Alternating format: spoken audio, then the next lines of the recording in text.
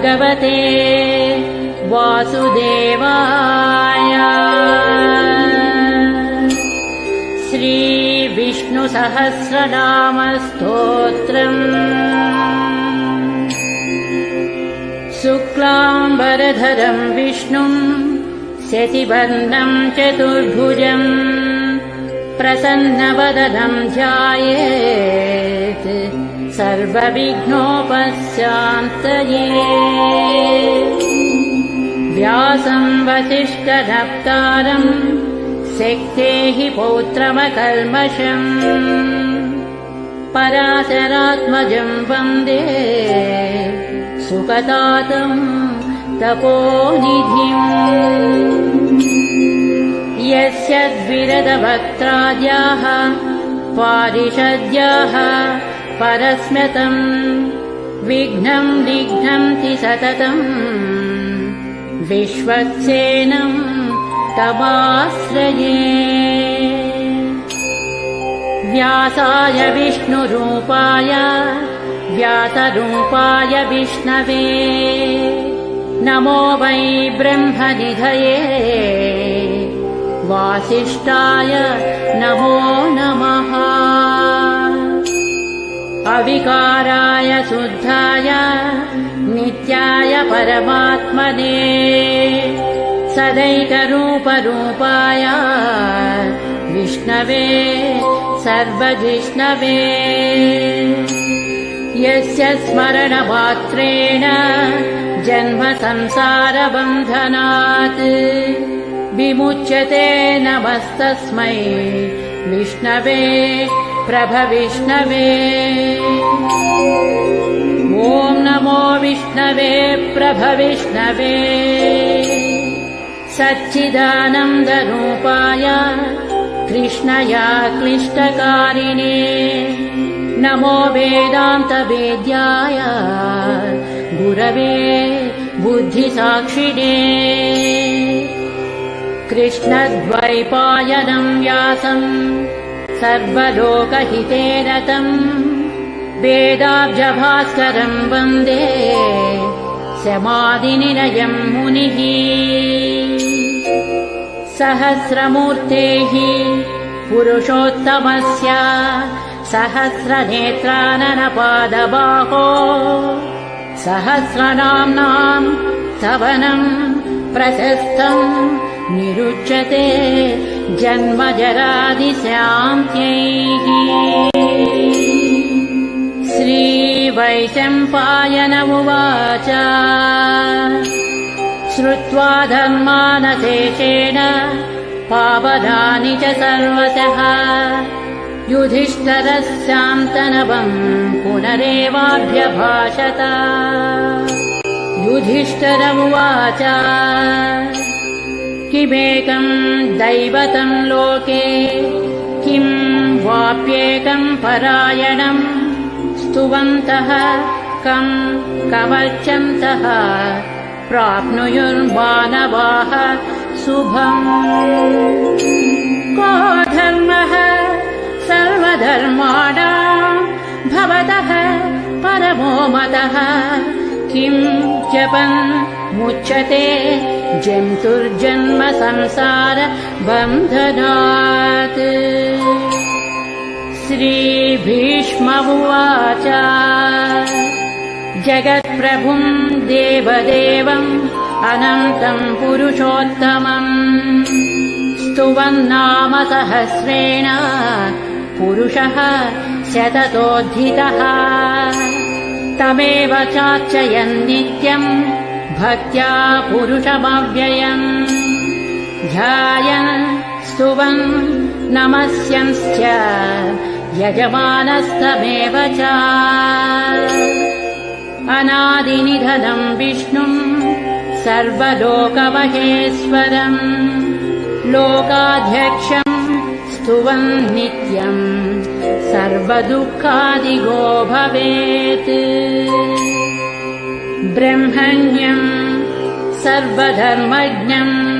लोकानां कीर्तिवर्धनं लोकनाथं महद्भूतं सर्वभूतभवोद्भवम्। एष मे सर्वधर्माणां धर्मोऽधिगतमो मतः यद्भक्त्या पुण्डरीकाक्षं स्तवैरर्चेन्नरः सदा। परमं यो महत्तेजः परमं यो महत्तपः परमं यो महद्ब्रह्म परमं यः परायणम्। पवित्राणां पवित्रं यो मङ्गलानां च मङ्गलम् दैवतं देवतानां च भूतानां यो व्ययः पिता। यतः सर्वाणि भूतानि भवन्त्यादियुगागमे यस्मिंश्च प्रलयं यान्ति पुनरेव युगक्षये। तस्य लोकप्रधानस्य जगन्नाथस्य भूपते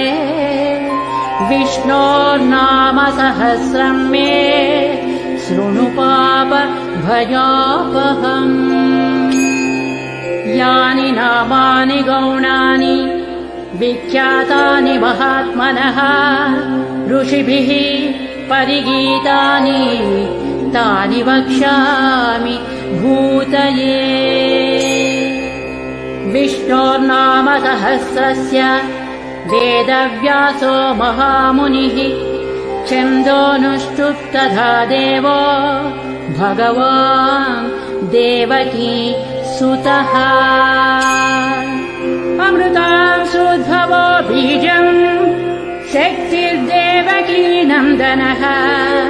त्रिसामा हृदयं तस्य शान्त्यर्थे विनियुज्यते। विष्णुं जिष्णुं महाविष्णुं प्रभविष्णुं वचेश्वरम् अनेकरूपदैत्यान्तम् नमामि पुरुषोत्तमम्। न्यासः अस्य श्रीविष्णोर्दिव्यसहस्रनामस्तोत्र महामन्त्रस्य श्रीवेदव्यासो भगवान् ऋषिः अनुष्टुप् छन्दः। श्रीमहाविष्णुः परमात्मा श्रीमन्नारायणो देवता। अमृतांशोद्भवो भानुरिति बीजम् देवकी नन्दनः स्रष्टेति शक्तिः। उद्भवः क्षोभनो देव इति परमो मन्त्रः। शङ्खभृन्नन्दकी चक्रीति कीलकम् शान्यधन्वागदाधर इत्यस्त्रम् रथाङ्गपाणिरक्षोभ्य इति नेत्रम् त्रिसामा सामगः सामेति कवचम् आनन्दम् परब्रह्मेति योनिः। ऋतुः सुदर्शनः काल इति दिग्बन्धः श्रीविश्वरूप इति ध्यानम्। श्रीमहाविष्णुः प्रीत्यर्थे श्रीसहस्रनाम जपे विनियोगः। ध्यानम् क्षीरोधन्वत्प्रदेशे शुचिमणिविलसत्सैकते मौक्तिकानाम् मालाक्षुप्तासनस्थः स्फटिकमणिनिभैः मौक्तिकैर्मण्डिताङ्गः। शुभ्रैरभ्रैरदभ्रैरुपरि विरचितैर्मुक्त पीयूषवर्षैः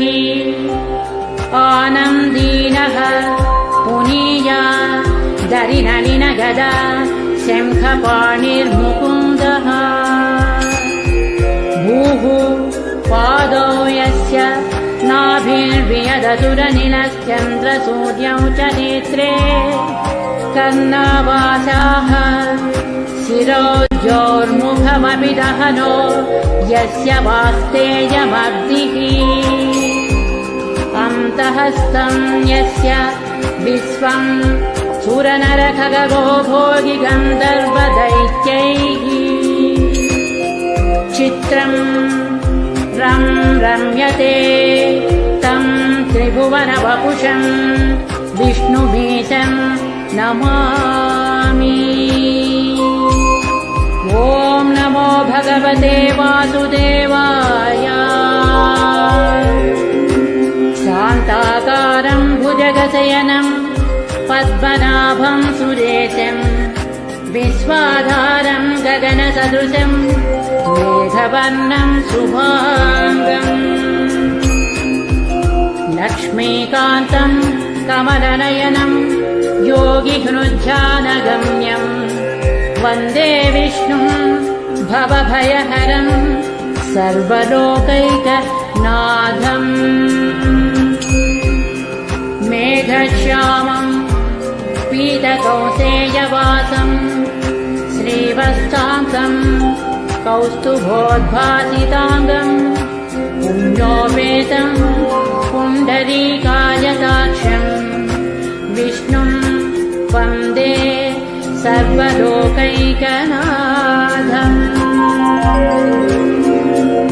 नमः समस्तभूतानाम् आदिभूताय भूभृते अनेकरूपरूपाय विष्णवे प्रभविष्णवे सशङ्खचक्रं सकिरीटकुण्डलं सपीतवस्त्रं सरसीरुहेक्षणं सहारवक्षस्थलशोभिकौस्तुभं नमामि विष्णुं शिरसा चतुर्भुजम् छायायां पारिजातस्य हेमसिंहासनोपरि आसीनमम्बुधस्य ममायताक्षमलं कृतम् चन्द्राननं चतुर्बाहुं श्रीवत्साङ्कितवक्षसं रुक्मिणी सत्यभामाभ्यां सहितं कृष्णमाश्रये इति उत्तरपीठिका समाप्तः। स्तोत्रम् हरिः ओम्। विश्वं विष्णुर्वषट्कारो भूतभव्यभवत्प्रभुः भूतकृद्भूतभृद्भावो भूतात्मा भूतभावनः भूतात्मा परमात्मा च मुक्तानां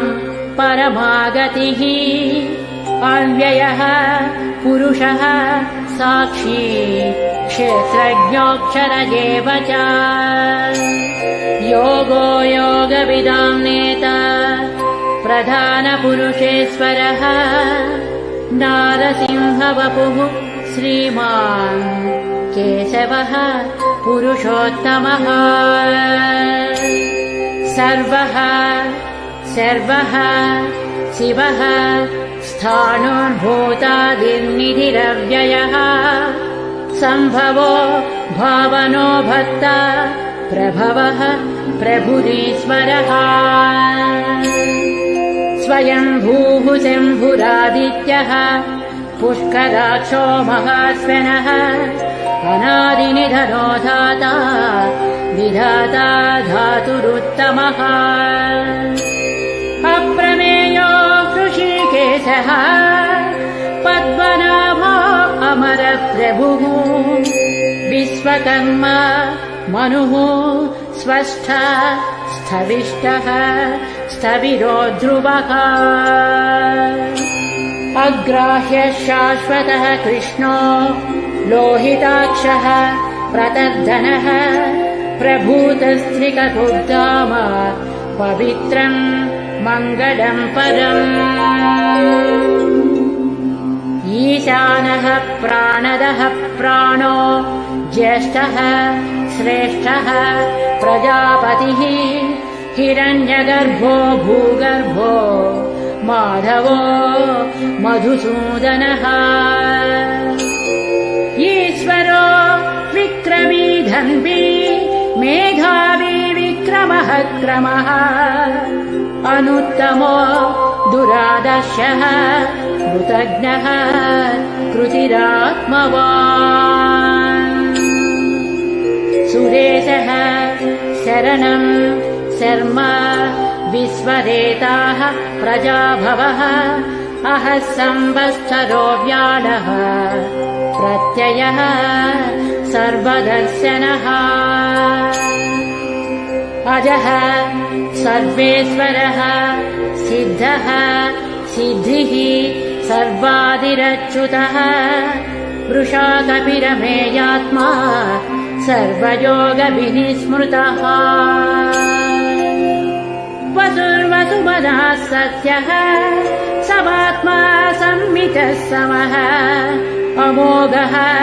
पुण्डरीकाक्षो वृषकर्मा वृषाकृतिः रुद्रो बहुशिरा बभ्रुर्विश्वयोनिः शुचिस्रवाः अमृतः शाश्वतः स्थाणुः वरारोः महातपाः सर्वगः सर्वविद्वानुर्विश्वक्सेनो जनार्दनः वेदो वेदविदव्यम्बो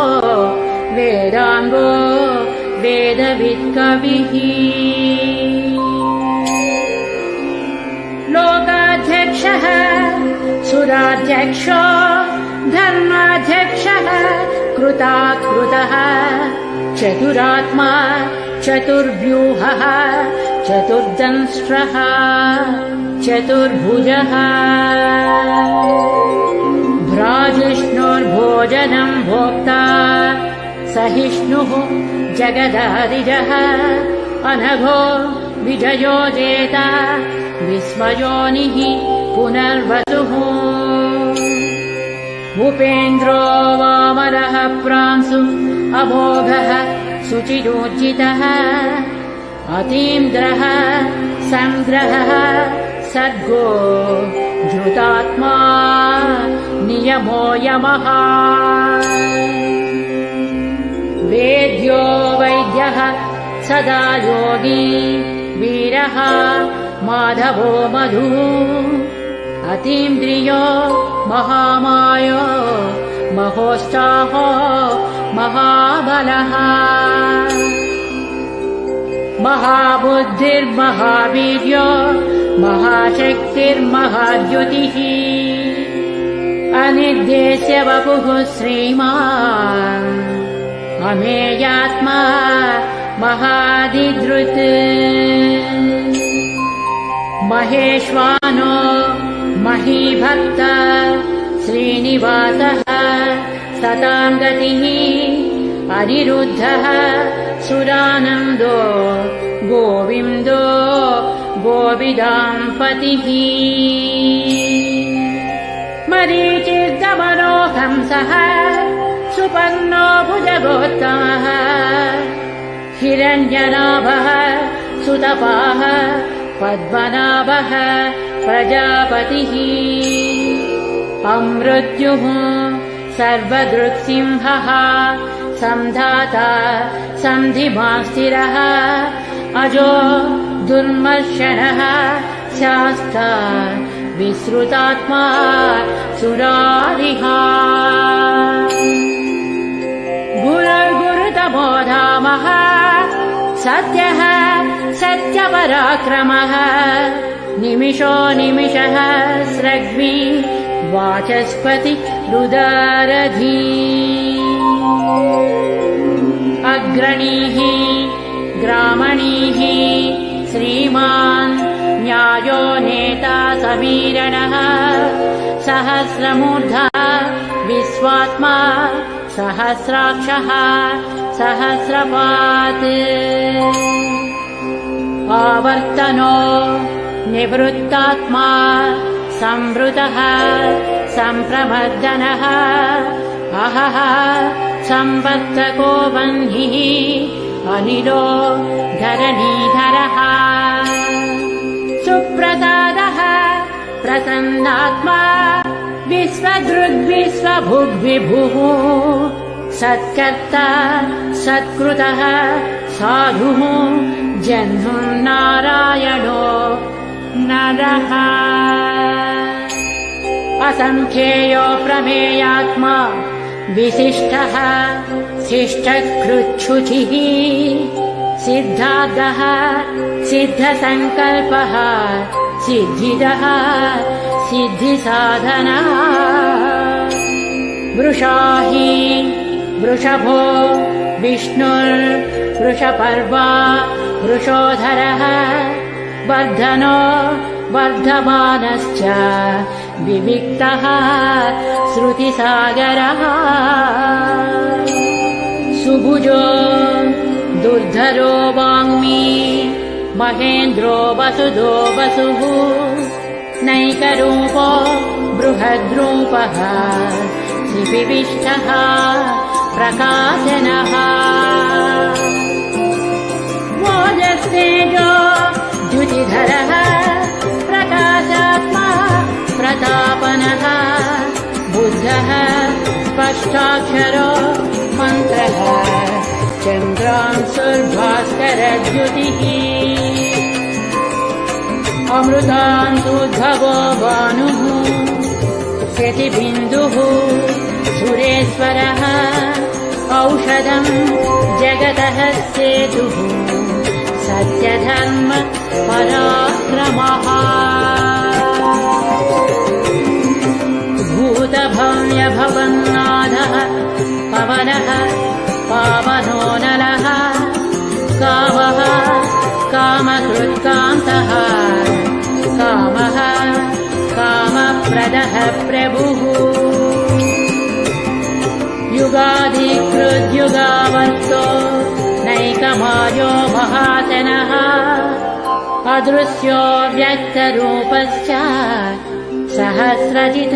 अनन्तजित् शिष्टो विशिष्टः शिष्ठेष्ठः शिखण्डी नहुषो वृषः क्रोधः क्रोधकृत्कर्ता विश्वबाहुः महीधरः अच्युतः प्रथितः प्राणः प्राणदो वासवानुजः अपां निधिरधिष्ठानम् अप्रमत्तः प्रतिष्ठितः स्कन्दः स्कन्दधरो दुर्यो वरदो वायुवाहनः वासुदेवो बृहद्भानुः आदिदेवः पुरन्दरः अशोकस्तारणस्तारः शूरः सौरिजनेश्वरः अनुकूलः शतावर्तः पद्मी पद्मनिवेक्षणः पद्मनाभो अरविन्दाक्षः पद्मगर्भः शरीरभृत् महद्धिः रुद्धो वृद्धात्मा महाक्षो गरुडध्वजः अतुलः शरभो भीमः समयज्ञो हविर्हरिः सर्वलक्षणलक्षण्यो लक्ष्मीवान् समतिञ्जियः अक्षरो रोहितो माध्वो हेतुर्दामोदरः सः महीधरो महाभागो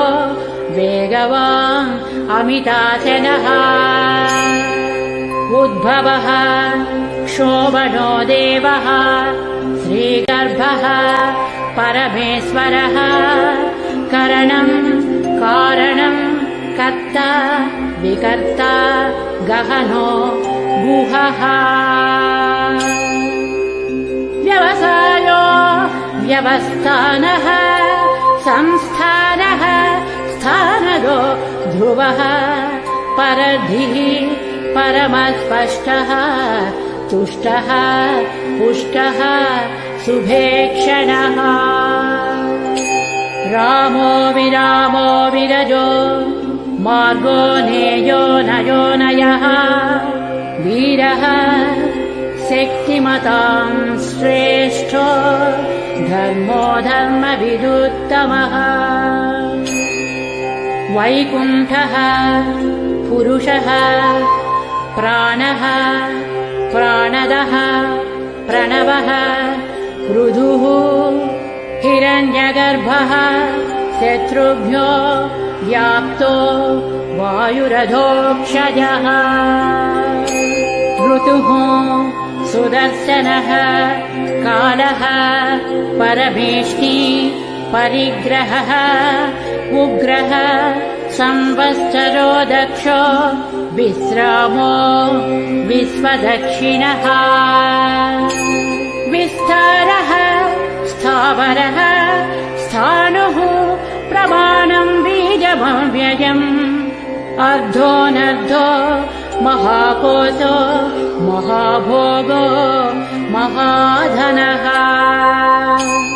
अनिर्विण्णः स्थविष्ठो भूः धर्मयूपो महामकः नक्षत्रनेमि नक्षत्री क्षमः क्षामः समीहनः यज्ञयुज्यो महेज्यस्य क्रतुः सत्रम् सतां गतिः सर्वदस्ति विमुक्तात्मा सर्वज्ञो ज्ञानमुत्तमम् सुव्रतः सुमुखः सूक्ष्मः सुभाषः सुखदः सुहृत् मनोहरो जितक्रोधो वीरबाहुर्विदारणः स्वापनः स्ववसो व्यापी नैकात्मा नैककर्मकृत् वश्चलो वश्ची रत्नगर्भो धनेश्वरः धर्मकृद्धर्मी सदसक्षरमक्षरम् अविज्ञाता सहस्रांशुः विधाता कृतलक्षणः गभस्तिनेमिः सत्त्वस्थः सिंहो भूतमहेश्वरः आदिदेवो महादेवो देवेशो देवभृद्गुरुः उत्तरो गोपतिर्गोप्ता ज्ञानगम्यः पुरातनः शरीरभूतभृद्भोक्ता कपीन्द्रो भूरिदक्षिणः सोमपो मृतपः सोमः पुरुषोत्तमः विनयो जयः सत्यसन्धो दाशार्हः सात्वतां पतिः जीवो विनयिता साक्षी मुकुन्दोमितविक्रमः अम्बोनिधिः अनन्तात्मा महोदधिशयोऽन्तकः अजो महार्हः स्वाभाव्यो जितामित्रः प्रमोदनः आनन्दो नन्दनो नन्दः सत्यधर्म त्रिविक्रमः महर्षिः कपिलाचार्यः कृतज्ञो मेदिनीपतिः त्रिपदस्त्रिदशाध्यक्षो महाशृङ्गः कृतान्तकृत् महावराहो गोविन्दः सुषेणः कनकाङ्गदी गुह्यो गभीरो गहनो गुप्तश्चक्रगदाधरः वेदाः स्वाङ्गोदितः कृष्णो दृढः सङ्कर्षणोच्युतः वरुणो वारुणो वृक्षः पुष्कराक्षो महामनाः भगवान् नन्दी वनमाली हलायुधः आदित्यो ज्योतिरादित्यः सहिष्णुः गतिसत्तमः सुधन्वा खण्डपरशुः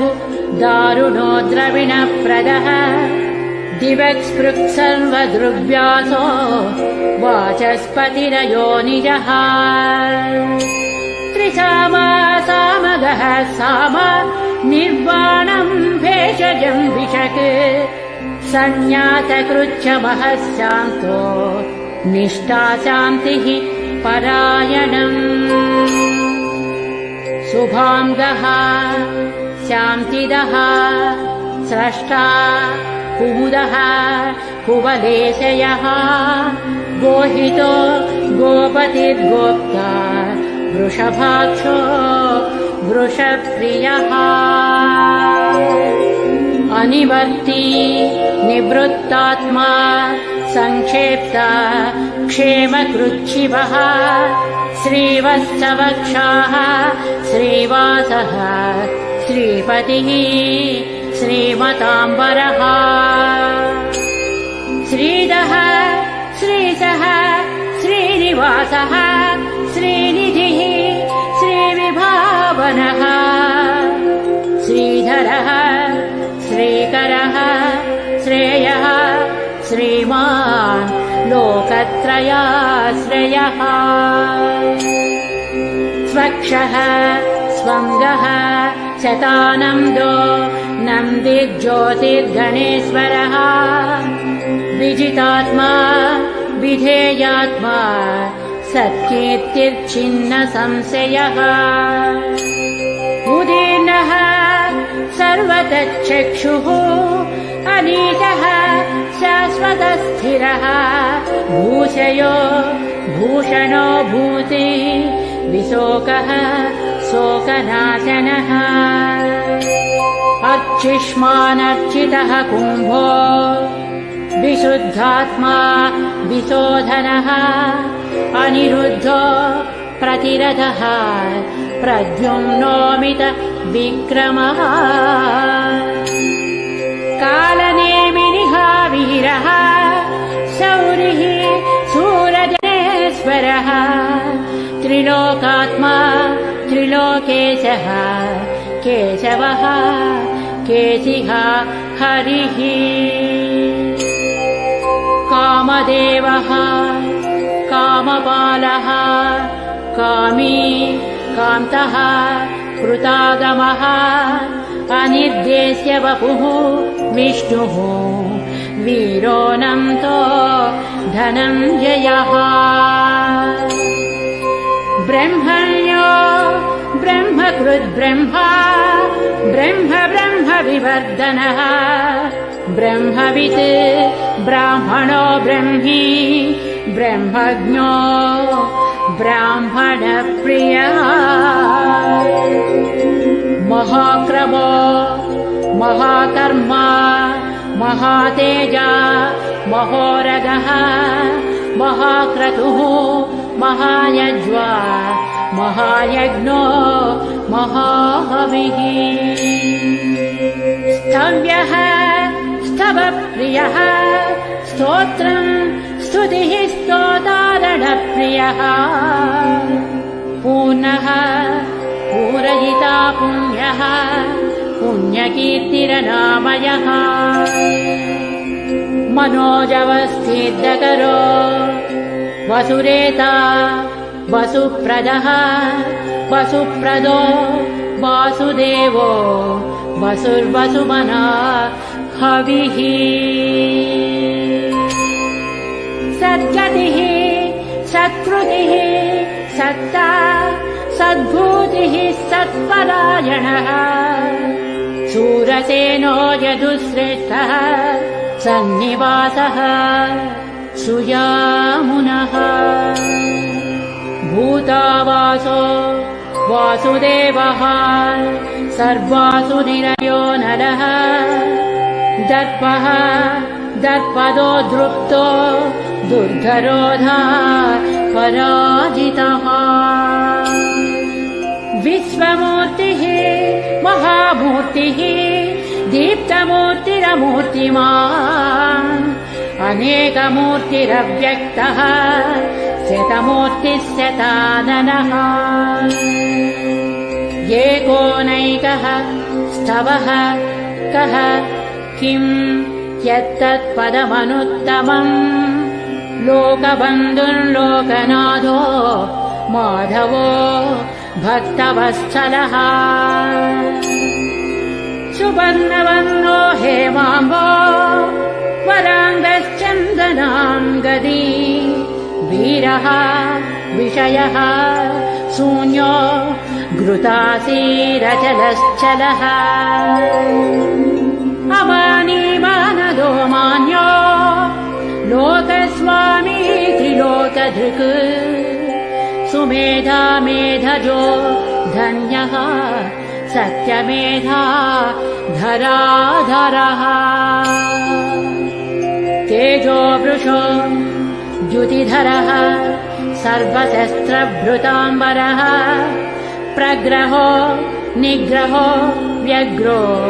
नैकशृङ्गो गदाग्रजः चतुर्मूर्तिः चतुर्बाहुः चतुर्व्यूहश्चतुर्गतिः चतुरात्मा चतुर्भावः चतुर्वेदविदेकपात् समावर्तो निवृत्तात्मा दुर्जयो दुरतिक्रमः दुर्लभो दुर्गमो दुर्गो दुरावासो दुरारिः शुभाङ्गो लोकसारङ्गः स्तुतन्तुस्तन्तुवर्धनः इन्द्रकर्मा महाकर्मा कृतकर्मा कृतागमः बुद्धवः सुन्दरः सुन्दो रत्ननाभः सुलोचनः अर्को वाजसनः शृङ्गी जयन्तः सर्वविजयी सुवर्णबिन्दुरक्षोभ्यः सर्ववागीश्वरेश्वरः महाह्रदो महाकर्तो महाभूतो महानिधिः कुमुदः कुन्दरः कुन्दः पर्जन्यः पावनोऽनिलः अमृतांसोऽमृतवपुः सर्वज्ञः सर्वतो मुखः सुलभः सुव्रतः सिद्धः शत्रुजित्शत्रुतापनः न्यग्रोधोदुम्बरो अश्वत्थः चाणूरान्द्र निषूदनः सहस्रार्चिः सप्तजिह्वाः सप्तैधाः सप्तवाहनः अमूर्तिननघोचिन्त्यो भयकृद्भयनाशनः अणुर्बृहत्कृशः स्थूलो गुणभृन्निर्गुणो महान् अधृतः स्वधृतः स्वास्यः प्राग्वंशो वंशवर्धनः भारभृत्कथितो योगी योगीशः सर्वकामदः आश्रमः श्रमणः क्षामः सुपर्णो वायुवाहनः धनुर्धरो धनुर्वेदो दण्डो दमयिता दमः अपराजितः सर्वसहो नियन्ता नियमो यमः सत्यवान् सात्विकः सत्यः सत्यधर्मपरायणः अभिप्रायः प्रियाधोषः प्रियकृत् प्रीतिवर्धनः विहाय च गतिर्ज्योतिः सुरुचिर्हुतभुग्विभुः रविर्विलोचनः सूर्यः सविता रविलोचनः अनन्तो हुतभुग्भोक्ता सुखदो नैकदोऽग्रजः अनिर्भिन्नः सदा वर्षी लोकाधिष्ठानमद्भुतः सनः सनातनतमः कपिलः कपिलव्ययः स्वस्तिदः स्वस्तिकृत् स्वस्ति स्वस्तिभुक् स्वस्ति दक्षिणः अरौद्रः कुण्डलीचक्रे विक्रमोज्जितशासनः शब्दादिगः शब्दसः शिशिरः शर्वरीकरः अक्रूरः पेशलो दक्षो दक्षिणः क्षमिणाम्बरः विद्वत्तमो वीतभयः पुण्यश्रवणकीर्तना उत्तारणो दुष्कृतिः पुण्यो दुःस्वप्ननाशनः वीरः रक्षणः सन्तो जीवनः पर्यवस्थितः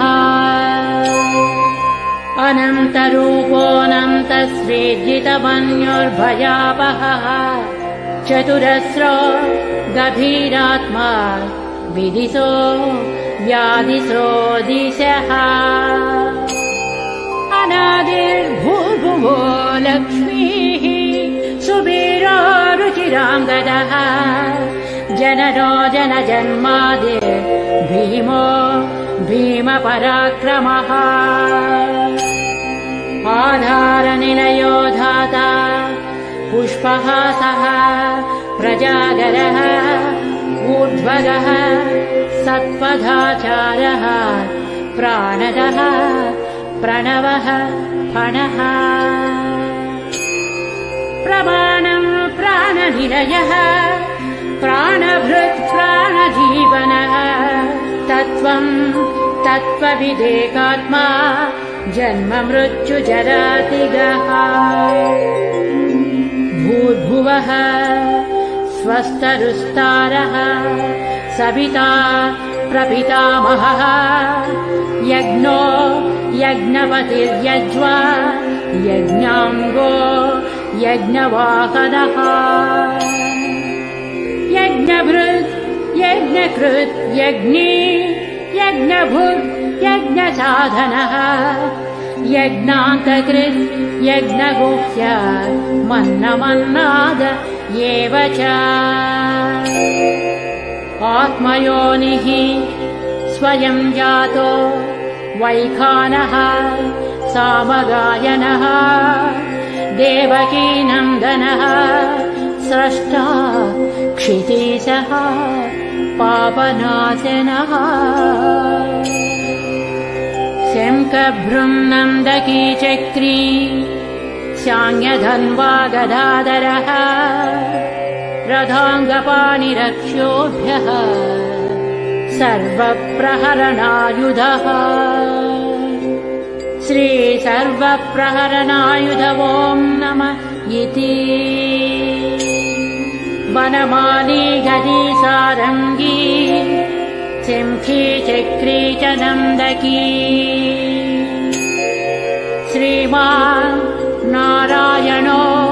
विष्णुः वासुदेवोऽभिरक्षतु श्रीवासुदेवोऽभिरक्षतो नमः इति फलश्रुतिः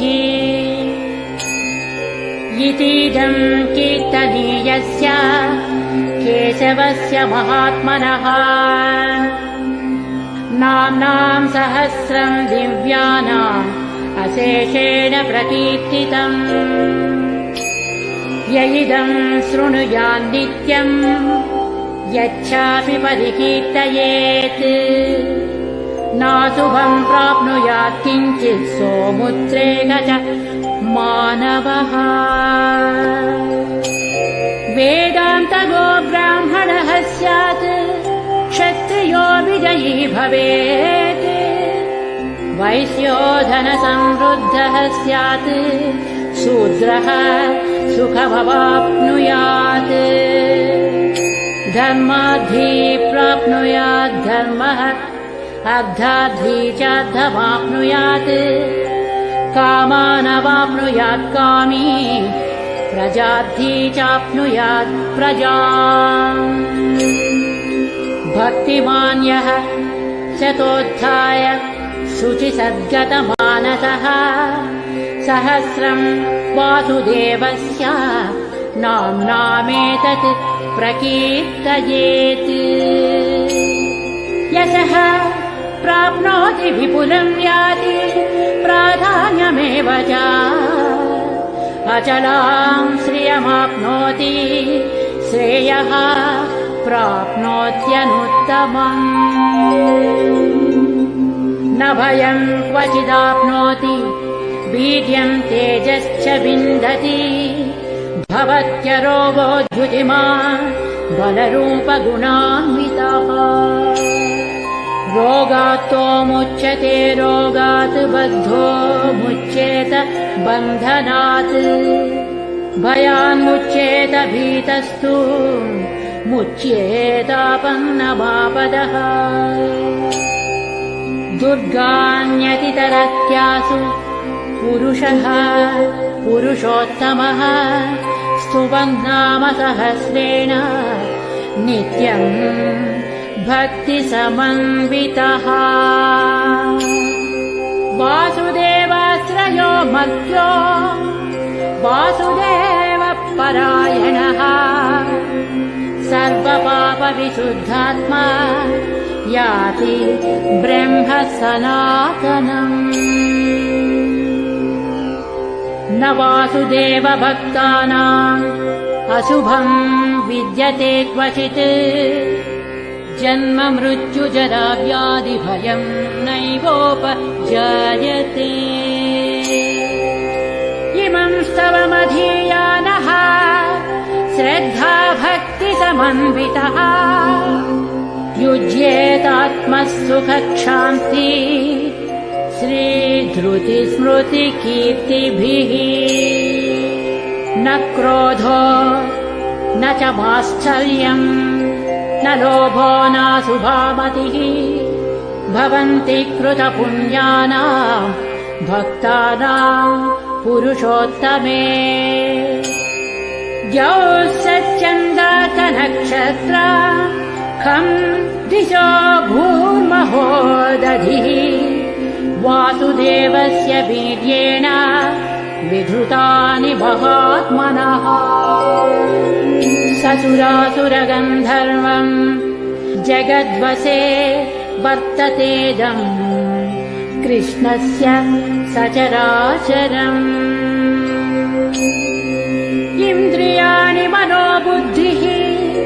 सत्त्वम् तेजो बलम् धृतिः वासुदेवात्मकान्याहुः क्षेत्रम् क्षेत्रज्ञ एव च सर्वागमानामाचारः प्रथमम् परिकल्पते आचारप्रभवो धर्मो धर्मस्य प्रभुरच्युतः ऋषयः पितरो देवा महाभूतानि धातवः जङ्गमाजङ्गमम् चेदम् जगन्नारायणोद्भवम् योगो ज्ञानम् तथा साङ्ख्यम् विद्याः शिल्पादिकर्म च वेदाः शास्त्राणि विज्ञानमेतत् सर्वम् जनार्दनात् एको विष्णुर्महद्भूतम् पृथग्भूतान्यनेकानि अनेकशः त्रीन् लोकान् व्याप्य भूतात्मा भुङ्क्ते विश्वभुगं व्ययः इमं स्तवं भगवतो विष्णोर्व्यासेन कीर्तितम् पठेद्य इच्छेत् पुरुषः श्रेयः प्राप्तुं सुखानि च विश्वेश्वरमजं देवं जगतः प्रभुमव्ययम् भजन्ति ये पुष्कराक्षं न ते यान्ति पराभवम्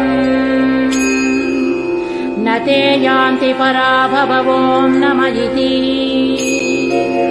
अर्जुनोवाच पद्मपत्रविशालाक्ष पद्मनाभसुरोत्तमा भक्तानामनुरक्तानां त्राता भवजनार्दना श्रीभगवानुवाच यो मां नाम सहस्रेण स्तोतुमिच्छति पाण्डव सोऽहमेकेन श्लोकेन स्तुत एव न संशयः ॐ नमः इति व्यास उवाच वासनाद्वासुदेवस्य वासितं भुवनत्रयम् सर्वभूतनिवासोऽसि वासुदेव नमोऽस्तु ते श्रीवासुदेव नमोऽस्तु ॐ नमः इति पार्वत्युवाच केनोपायेन लघुना विष्णोर्नाम सहस्रकम् पठ्यते पण्डितैर्नित्यम् श्रोतुमिच्छाम्यहम् प्रभो ईश्वर उवाच श्रीराम राम रामेति रमे रामे मनोरमे सहस्रनाम तत्तुल्यं रामनाम वरानने श्रीरामनाम वरानन ॐ नमः इति ब्रह्मोवाच नमोऽस्त्वनन्ताय सहस्रमूर्तये सहस्रपादाक्षिशिरोरुबाकवे सहस्रनाम्ने पुरुषाय शाश्वते सहस्रकोटि युगधारिणे नमः सहस्रकोटि युगधारिण ॐ नमः इति संजय उवाच यत्र योगीश्वरः कृष्णो यत्र पार्थो धनुर्धरः तत्र श्रीर्विजयो भूति ध्रुवानीतिर्मतिर्मम श्रीभगवानुवाच अनन्याश्चिन्तयन्तो माम् ये जनाः पर्युपासते तेषां नित्याभियुक्तानां योगक्षेमं वहाम्यहम् परित्राणाय साधूनां विनाशाय च दुष्कृतां धर्मसंस्थापनार्थाय सम्भवामि युगे युगे आर्ता विषण्णाः शिथिलाश्च भीता घोरेषु च व्याधिषु वर्तमानाः संकीर्त्य नारायण शब्दमात्रं विमुक्तदुःखा सुखिनो भवन्तु कायेन वाचा मनसेन्द्रियर्वा बुद्ध्यात्मना वा प्रकृते स्वभावात् करोमि यद्यत् सकलं परस्मै नारायणायेति समर्पयामि। ॐ तत्सत् इति श्रीमहाभारते शतसाहस्रिकायां संहितायां वैयासिक्याम् अनुशासनपर्वान्तर्गत अनुशासनिकपर्वणि मोक्षद्वारे भीष्मयुधिष्ठिरसंवादे श्रीर्विष्णोर्दिव्य सहस्रनामस्तोत्रम् नामैकोनपञ्चशताधिकशततमोऽध्यायः। इति श्री विष्णुसहस्रनामस्तोत्रम्